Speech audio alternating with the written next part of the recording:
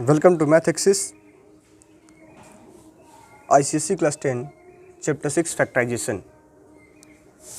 तो फैक्टराइजेशन सबसे पहले हम जानेंगे कि फैक्टराइजेशन होता क्या है। ठीक है, तो इसमें पहला जो टर्म आपको दिया गया है कि पोलिनोमियल एंड रिलेटेड टर्म्स। पहला जो टॉपिक है कि पोलिनोमियल्स और इसके रिलेटेड टर्म्स।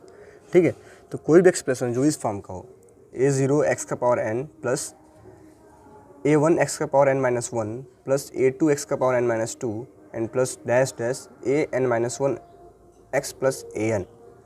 ठीक है, यहाँ पे क्या है, जो a0 a1 a2 और an है, क्या है, सभी रियल नंबर्स है। क्या है, सभी रियल नंबर्स हैं।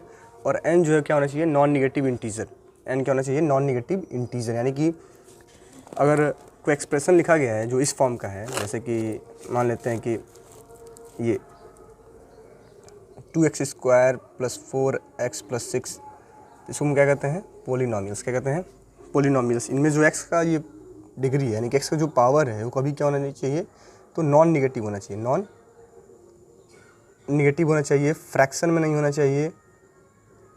ठीक है, ये कुछ टर्म्स होते हैं कि नॉन निगेटिव आना चाहिए, फ्रैक्शन में नहीं आना चाहिए। जो x का आपका जो डिग्री आ रहा है, जो x का पावर आ रहा है, कभी भी क्या आना चाहिए, तो नॉन निगेटिव होना चाहिए, फ्रैक्शन में नहीं होना चाहिए।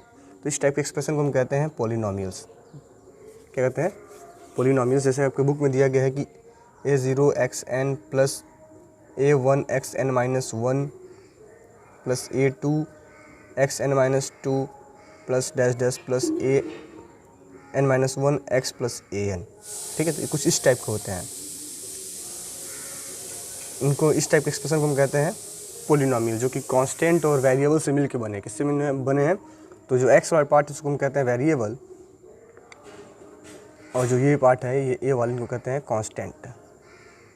जो कांस्टेंट और वेरिएबल से मिलके बने, उन्हें हम कहते हैं पोलिनोमियल्स। ठीक है, अब इसको हम पढ़ेंगे कि पोलिनोमियल इन वेरिएबल x। पोलिनोमियल इन वेरिएबल x, अगर ये 2y square plus 4y plus 6 होगा, तो इसको हम पढ़ेंगे पोलिनोमियल इन वेरिएबल y। पोलिनोमियल इन वेरिएबल y, इन वेरिएबल y। ठीक है, तो ये तो हो गया कि पोलिनोमियल होता क्या है, उसको हम कैसे उसका हम नाम देंगे, कैसे उसको हम डिनोट करेंगे। ठीक है, अब दिया गया कि डिग्री, एक टर्म आता है इसमें, degree of the polynomial, degree of the polynomial. ठीक है, तो मानिए कोई भी पोलिनोमियल लिखा गया है, जैसे कि मानिए आपका ये एक पोलिनोमियल है कि 2x cube plus 4x square plus 6x plus 5।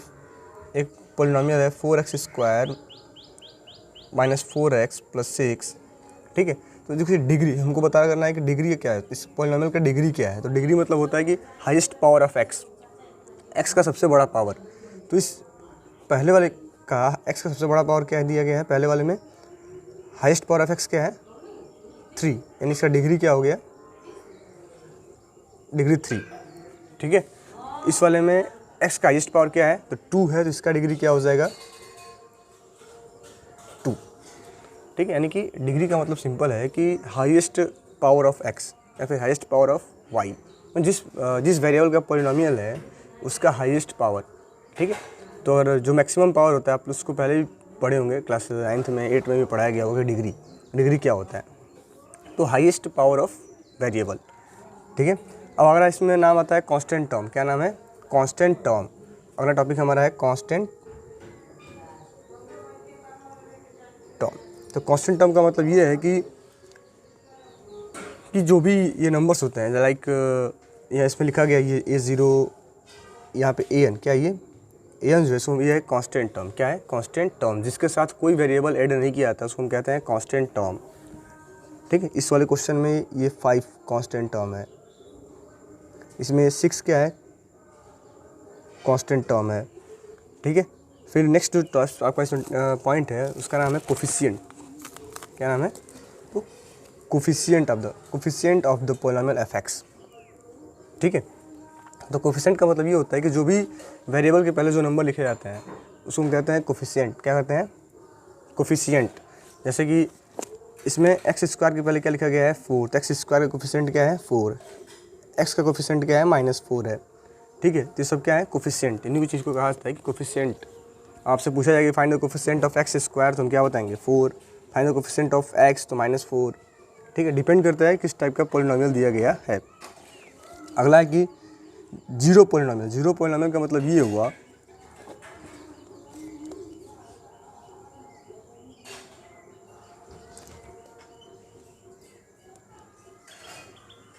जैसे कि सभी कोफिशिएंट क्या हो जाए, जीरो हो जाए, इसको कहते हैं जीरो पॉलिनोमियल। लाइक दिस, सिर्फ +6 देखिए है zero polynomial, 2 zero polynomial, 3 zero polynomial. क्योंकि जो जब सिर्फ कांस्टेंट टर्म्स आएंगे तो इनको हम पढ़ेंगे जीरो पॉलिनोमियल। जीरो पॉलिनोमियल, क्योंकि जीरो कोई भी पॉलिनोमियल जीरो पॉलिनोमियल तभी होगा जब इन सभी वेरिएबल्स की डिग्री क्या हो जाए, वेरिएबल्स का जो कोफिशिएंट है वो जीरो आ जाए। अगर वेरिएबल का कोफिशिएंट जीरो आ जाएगा तो कोई भी पॉलिनोमियल होगा किस में कन्वर्ट हो जाएगा, तो जीरो पॉलिनोमियल में। जैसे कि 0x² - 0x + 6, तो सिर्फ कांस्टेंट पार्ट बच जाएगा। और सिर्फ कांस्टेंट पार्ट दिया गया रहेगा तो उसको हम कहते हैं जीरो पॉलिनोमियल। क्या कहते हैं, जीरो पॉलिनोमियल। अगला है नॉन जीरो कांस्टेंट पॉलिनोमियल।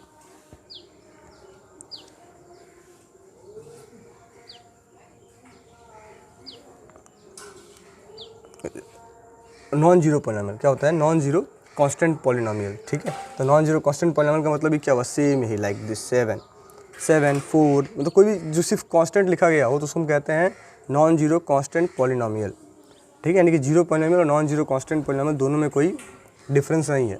ठीक है, दोनों एक ही चीज़ है, एक ही टर्म्स हैं। ठीक है, अब अगला आता है पॉलिनोमियल इक्वेशन। अभी तक हम पढ़ रहे थे पॉलिनोमियल के बारे में, अगला टर्म आता है पॉलिनोमियल इक्वेशन।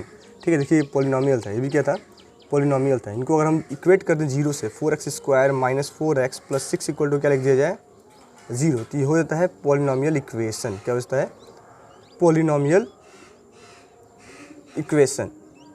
यानी किसी भी पॉलिनोमियल को अगर हम जीरो से इक्वेट कर दें तो होता है पॉलिनोमियल इक्वेशन। क्या होता है, पॉलिनोमियल इक्वेशन। ठीक है, अब इक्वालिटी ऑफ टू, अगला टॉपिक है इक्वालिटी ऑफ टू पॉलिनोमियल। दो पॉलिनोमियल इक्वल कब होंगे।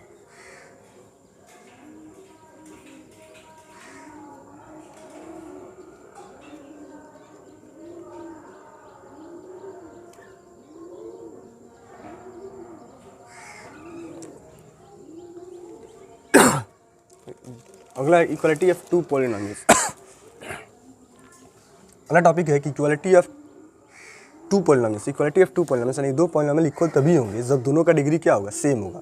लाइक अगर ये डिग्री सेकंड का पॉलिनोमियल है, सेकंड डिग्री का पॉलिनोमियल है, तो दूसरा ये पॉलिनोमियल क्या होना चाहिए, सेकंड डिग्री का होना चाहिए और इनके कोफिशिएंट भी क्या होना चाहिए, आपस में इक्वल होने चाहिए। जैसे कि 4x² - 4x + 6 लिखा गया है, तो दूसरा भी क्या होना चाहिए, सेम 4x² - 4x + 6 होना चाहिए, इक्वल टू 0 होना चाहिए। तभी ये दोनों पॉलिनोमियल क्या होंगे, आपस में इक्वल होंगे, वरना इक्वल नहीं होंगे। और दोनों का डिग्री भी क्या होना चाहिए, एकदम सेम होना चाहिए। अगर डिग्री सेम नहीं है तो फिर पॉलिनोमियल आपस में इक्वल नहीं है। अब अगला टॉपिक आता है डिवीजन एल्गोरिदम फॉर पॉलिनोमियल। यही से हमारा क्या है, चैप्टर समझिए कि चैप्टर 6 जो है स्टार्ट हुआ, डिवीजन एल्गोरिदम फॉर पॉलिनोमियल्स। ठीक है,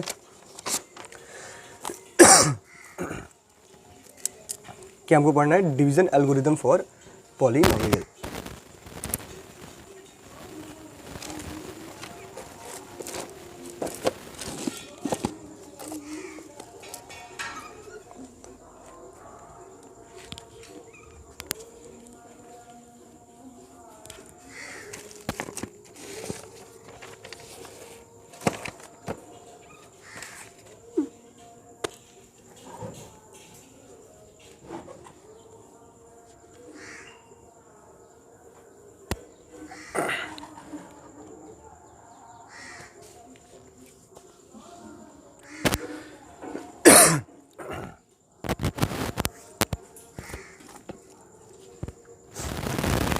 अगला टर्म है डिवीजन एल्गोरिदम फॉर पॉलिनोमियल।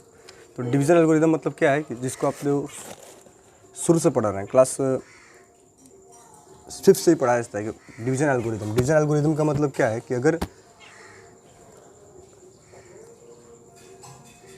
दिया गया कि if a polynomial f(x) is divided by non zero polynomial g(x), then exist unique polynomial q(x) and r(x) such that, ठीक है, मान लीजिए एक पॉलिनोमियल है f(x), इसको हम डिवाइड कर रहे हैं पॉलिनोमियल g(x) से।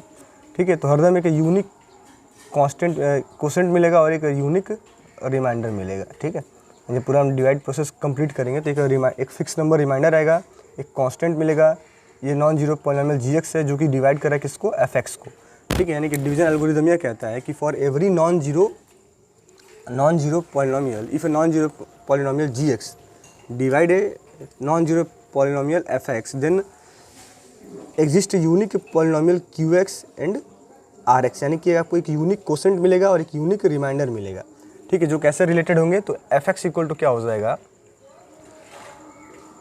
gx into qx plus rx। यही है आपका डिवीजन एल्गोरिदम जो कि आपको क्लास 5 से पढ़ाया जाता है। क्या होता है कि डिविडेंड इक्वल टू क्या होता है कि डिवाइजर इंटू कोसेंट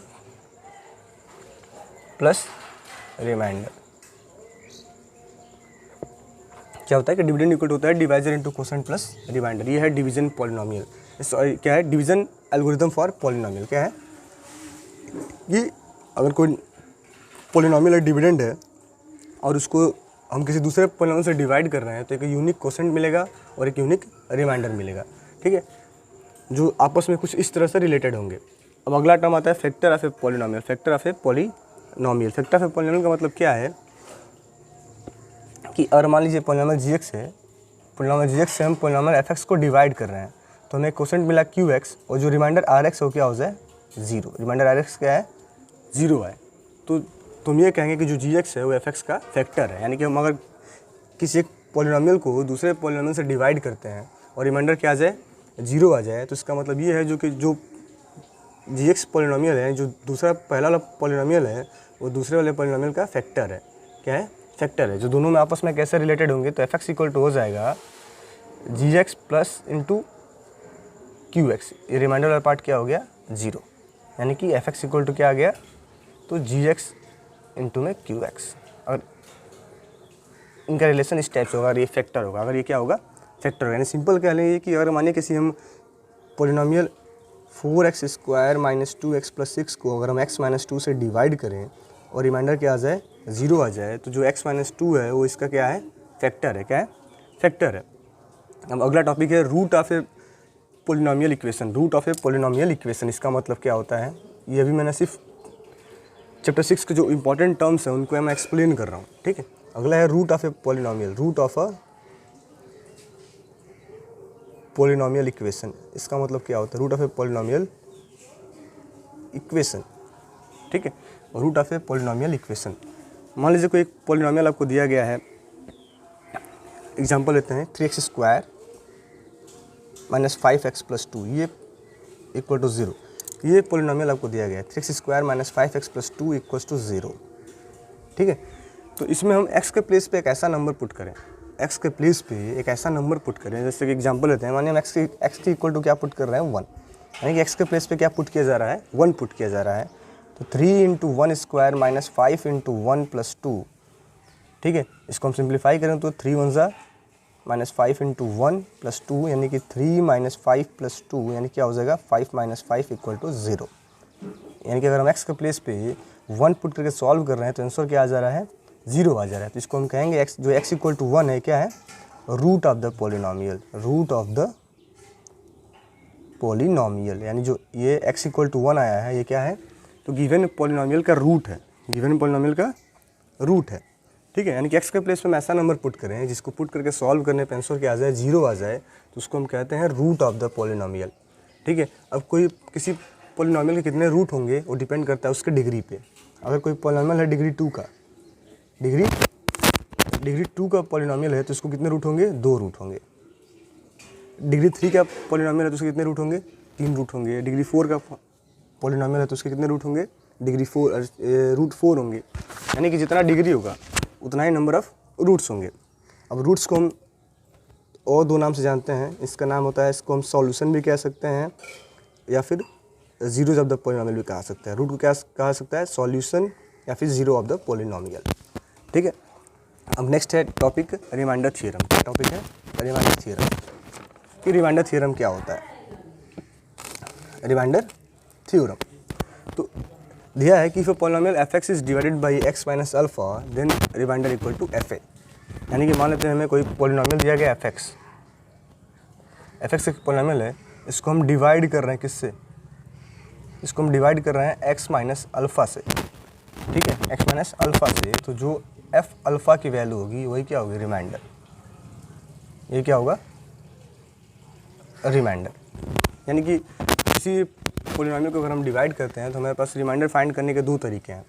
फर्स्ट तो स्टेप ये है कि आप एक कोई पॉलिनॉमियल लीजिए, जैसे कि एग्जांपल लेते हैं 3x² माइनस 5x प्लस 2, इसको हम डिवाइड कर दें x माइनस 2 से। तो जब डिवाइड करेंगे तो जो रिमाइंडर बचेगा वही हमारा क्या हो जाएगा, ये रिमाइंडर हो जाएगा, आंसर हो जाएगा। एक स्टेप तो हमारे पास ये है। और दूसरा तरीका ये है कि अगर हम को इस पॉलिनॉमियल को डिवाइड करना है x माइनस 2 से, तो हम क्या करेंगे, डायरेक्ट f2 यानी कि x के प्लेस पे क्या पुट कर देंगे, 2। तो 3 2 का स्क्वायर माइनस 5 इंटू 2 प्लस 2 यानी कि 3 इंटू 4 ये हो जाएगा 12 माइनस 10 प्लस 2 यानी कि 14 माइनस 10 यानी कि आ गया 4, ठीक है। यानी अगर हम इसको इससे डिवाइड करें तभी भी रिमाइंडर 4 ही बचेगा, और डायरेक्ट वैल्यू पुट कर दिया x के प्लेस पे, डायरेक्ट मैंने 2 पुट किया और सॉल्व कर दिया, तभी भी रिमाइंडर क्या आ गया, 4 ही आ गया। तो किसी भी पॉलिनॉमियल इक्वेशन के रिमाइंडर फाइंड करने के हमारे पास दो तरीके होते हैं। फर्स्ट तो स्टेप ये है कि आप डिवाइड करके रिमाइंडर पता करें, और सेकंड स्टेप ये है कि डायरेक्ट आप वैल्यू x के प्लेस पे डायरेक्ट अल्फ़ा की वैल्यू को पुट कर दें, ठीक है। तो ये था आपका रिमाइंडर थ्योरम। क्या था, रिमाइंडर थ्योरम। अब यहाँ पे दो कंडीशन बनेंगे। अगर x माइनस अल्फ़ा के फॉर्म का है तो f अल्फ़ा आपका रिमाइंडर हो जाएगा, और अगर x प्लस अल्फ़ा के फॉर्म का, यानी देखिए यहाँ पे x माइनस 2 था, अब इक्वेशन ऐसा आ जाए x प्लस 2, तो हमें क्या पुट करना है, जो रिमाइंडर होगा क्या हो जाएगा, तो रिमाइंडर आपका होगा f minus alpha, f minus alpha. यानी कि अगर पॉजिटिव नंबर है तो x प्लस 2 दिया गया है तो आपको x के प्लेस पे माइनस 2 पुट करना है, और अगर निगेटिव में दिया गया है तो हमें x के प्लेस पे पॉजिटिव नंबर पुट करना है, ठीक है।